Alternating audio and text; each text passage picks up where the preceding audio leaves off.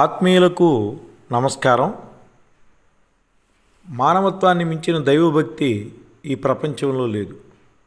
ఉపయోగం లేకుండా వ్యర్థంగా ప్రవహించే నీటి ప్రవాహాన్ని మరల్చి ఉపయోగపడే విధంగా చేసినట్టే చెడు మార్గాన నడిచే మనిషి చేయి పట్టి బలవంతంగానైనా మానవత్వం కలిగి ఉండే మంచి మార్గంలో నడిపించాలి అంటాడు కబీర్ దాసు.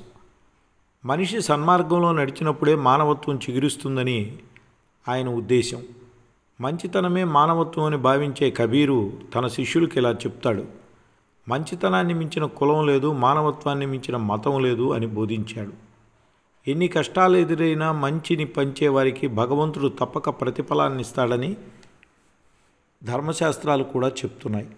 పాండురంగని పరమభక్తుడైన తుకారాం తన మంచితనంతో రేపటి రోజుకంటూ ఏదీ దాచుకోకుండా అందరికీ పంచి నిలువ నీడ లేకుండా చేసుకున్నప్పుడు ఆయన ద్వారా సహాయాన్ని పొందిన వారంతా కలిసి తుకారాం ఉండడానికి అవసరమైన ఏర్పాట్లు చేసి ఆదరిస్తారు.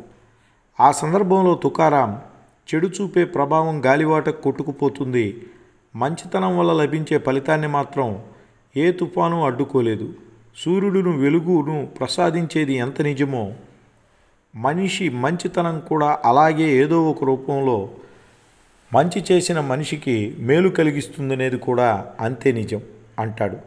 మానవత్వం పరిమళించాలంటే మనిషికి మంచితనం, సహనం, సత్ప్రవర్తన కావాలి.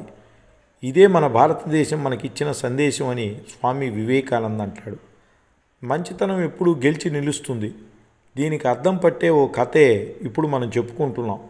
ఒక వ్యక్తి రాత్రి బాగా అలసిపోయి నిద్రపోతున్నప్పుడు ఏదో చప్పుడైతే తలుపు తీసుకుని బయటికి వచ్చాడు.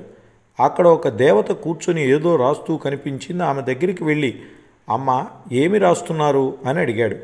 అందుకామె, దేవుడంటే ఎందరికీ ప్రేమ భక్తి ఉన్నాయో తెలుసుకుని ఈ పుస్తకంలో రాస్తున్నాను అన్నది. ఆ మాట విన్న ఆయన, మరి ఆ పుస్తకంలో నా పేరుందా, చూసి చెప్పండి అని నమస్కరిస్తూ అడిగాడు. లేదని ఆ దేవత చెప్పింది. అప్పుడు ఆయన, తోటి మనుషులకు నా శక్తి కొద్దీ సాయం అందిస్తుంటాను, మానవత్వం అనే పుస్తకంలో నా పేరు తప్పక ఉంటుంది అనడంతో ఆ దేవత నవ్వుతూ వెళ్ళిపోయింది. మరుసటి రోజు ఆమె మళ్ళీ వచ్చింది, చేతిలో ఒక పుస్తకంతో. ఆమె చేతిలో ఉన్న పుస్తకాన్ని ఆయన తదేక దృష్టితో చూస్తుండడంతో, ఏమిటి తదేక దృష్టితో చూస్తున్నావు, ఇది దేవుడికి ప్రియమైన భక్తుల పేర్లున్న పుస్తకం, దేవుడు నీకు చూపించి తీసుకురమ్మన్నాడు, చూస్తావా అని అడిగింది. తప్పక చూస్తానమ్మా అంటూ ఆతృతగా ఆ పుస్తకాన్ని అందుకున్నాడు ఆ వ్యక్తి.